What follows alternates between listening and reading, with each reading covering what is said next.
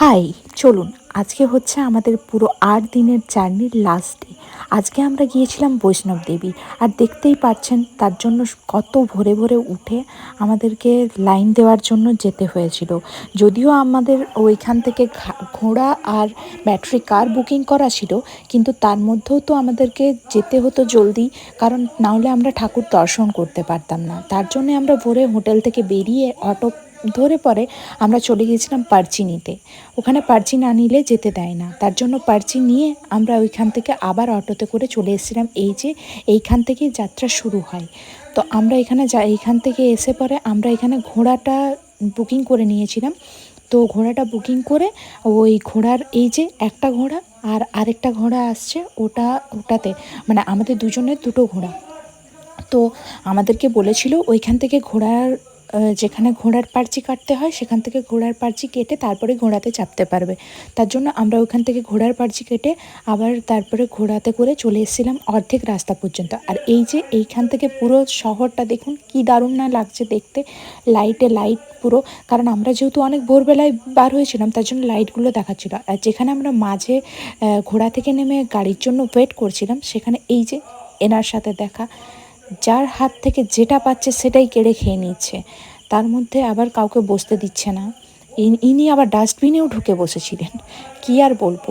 তারপর আমরা ব্যাটারি কারের টাইম হলো, নিয়ে পরে আমরা ব্যাটারি কার ধরে চলে এসেছিলাম বৈষ্ণব দেবী মাতার দর্শন করার জন্য। তবে এখানে আমাদের যেহেতু একটু দেরি হয়ে গেছিলো, তার জন্য আমরা বুঝতে পারছিলাম না যে কোথা থেকে যেতে হবে মাতার মন্দিরে। তার জন্য আমরা এখানে দাঁড়িয়ে একটুক্ষণ দেখছিলাম যে কারা কোন দিকে যাচ্ছে। তারপর আমাদের এখান থেকে এই যে মন্দিরটা দেখতে পাচ্ছ, ওইখানেই মন্দিরটা। তবে আমাদের এখানে ফোন টোন অ্যালাউ ছিল না বলে ফোন ব্যাগ সব জমা রেখে তারপরে যেতে হয়েছিল মাতার দর্শনের জন্য। আর এই যে দেখুন, ফোন ব্যাগ রাখার জন্য কতই না লাইন। এখান দিয়ে আমরা ফোন ব্যাগ সব কিছু রেখে তারপরে মাতার দর্শন করে চলে গিয়েছিলাম ভৈরবনাথের মন্দিরে। ভৈরবনাথের মন্দিরে যাওয়ার জন্য এই রকম গোন্ডোলা আগের থেকেই বুক করে রাখতে হয়, আমাদেরও বুক করা ছিল। তো দেখুন একের পর এক সবাই যাচ্ছিল, তো আমাদের একটু লাইনে দাঁড়াতে হয়েছিল অনেকক্ষণই। তো তারপরে আমরাও গোন্ডোলায় করে চলে গিয়েছিলাম উপরে। মাতা মাতা বৈষ্ণব দেবী যেখানে থাকেন তার থেকেও ওপরে থাকেন ভৈরবনাথ। তো সেখানে গিয়ে পরে আমরা আস্তে আস্তে করে ওই গুন্ডোলায় করে পৌঁছে দিয়েছিল আমাদেরকে। আবার ফেরারও গুন্ডোলা ছিল যদিও। তো আমরা সেই ২-৩ বার গুন্ডোলাটা অলরেডি যাওয়া আসার পর আমরা লাইন পেয়েছিলাম। তো আমরা লাইন পাওয়ার পর সেখান থেকে আবার একটু হেঁটে যেতে হয়, গোন্ডালায় যেখান থেকে নামিয়ে দেয় সেখান থেকে হেঁটে যেতে হয়।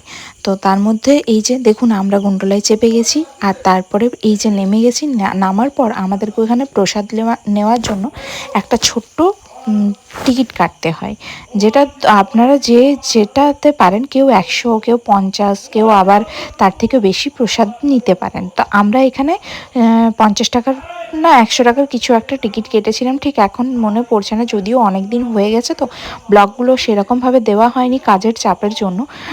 তো তার জন্য এত দেরি হলো ব্লগগুলো দেওয়ার। এই যে ৫০ টাকার পার্চিটা দেখলাম, ৫০ টাকার প্রসাদ নিয়ে নিয়েছিলাম। আর এই যে এখানে প্রসাদ নিচ্ছে, প্রসাদ নেওয়ার পর আমরা চলে এসেছিলাম ভৈরবনাথের মন্দিরে। তবে যেখানেই যাও ফোন অ্যালাউ ছিল না কোনো মন্দিরেই।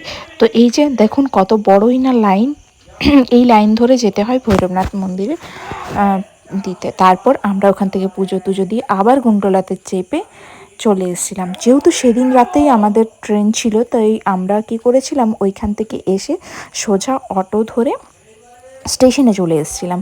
স্টেশনে এসে পরে আমরা ওখান থেকে ট্রেন ধরে সোজা বাড়ি চলে এসেছিলাম। গোটা ভিডিওটা দেখে কেমন লাগলো জানাবে। ভালো লেগে থাকলে অবশ্যই like, comment, share and subscribe করে দিও। আর দেখা হচ্ছে পরের কোনো ভিডিওতে, কোনো মিনি ব্লগে। Bye bye.